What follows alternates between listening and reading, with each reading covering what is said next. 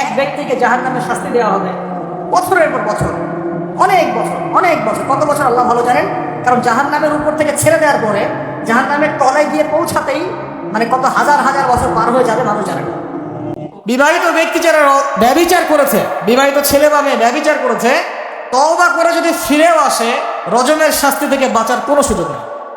ইসলাম বলছেন বাসায় যাও, বাসায় গিয়ে আল্লাহর কাছে তওবা করো, আল্লাহ পাক মাফ করে দিবেন। নবীজি এটাকে হাইড করতে চাচ্ছেন, কারণ কি, যখন আপনি কেস আদালতে নিয়ে যাবেন তখন তো উপায় নাই, আপনাকে তো বিচার করতেই হবে। তুমি বাসায় ফিরে যাও, তওবা করো, আল্লাহ মাফ করে দিবেন। সে ব্যক্তি সফল হয়ে গেছে যে ব্যক্তি তার আত্মাকে পরিশুদ্ধ করতে পেরেছে। যে ব্যক্তি আত্মাকে পরিশুদ্ধ করতে পারে নাই সে ব্যক্তি ধ্বংস হয়ে গেছে। কিভাবে পরিশুদ্ধ করবেন? তিনটা হাদিস আপনাকে আগে শোনাই।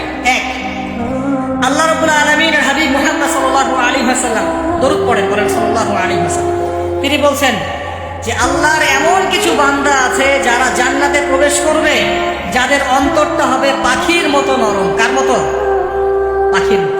একটা হাদিস শুনলেন। দুই নম্বর হাদিস, আল্লাহর রাসূল সাল্লাল্লাহু আলাইহি ওয়াসাল্লাম বলছেন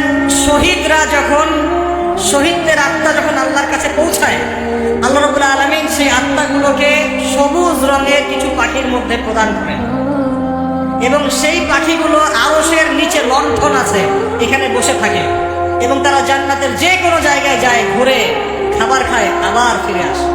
আল্লাহ পাক তাদেরকে বলেন যে তোমরা কি চাও, তোমরা কি চাও? শহীদরা কিচ্ছু বলতে পারে না, কি চাইবো, আল্লাহ এত নিয়ামত দিয়েছেন, কি চাই? যখন আল্লাহ বারংবার প্রশ্ন করতে থাকেন তোমরা কি আর কিছু চাও? এত গভীর জাহান্নাম, এত গভীর। এখন পড়তে পড়তে পড়তে একটা জায়গা তাকে দাঁড় করিয়ে দেওয়া হবে, আযাব দেওয়া হবে, আযাব দেওয়া হবে, আযাব দেওয়া হবে।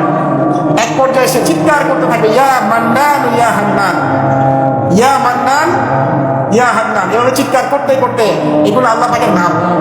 এগুলো কি আল্লাহ পাকের নাম। আল্লাহ পাক বলবেন, দেখো জাহান্নামের অতল গভীরে কোন আমার বান্দা আমাকে ডাকছে, কি হাজত তার নিয়ে আসো। ওকে জিজ্ঞাসা করা হবে কি প্রয়োজন, সে শাস্তির অভিযোগ করবে।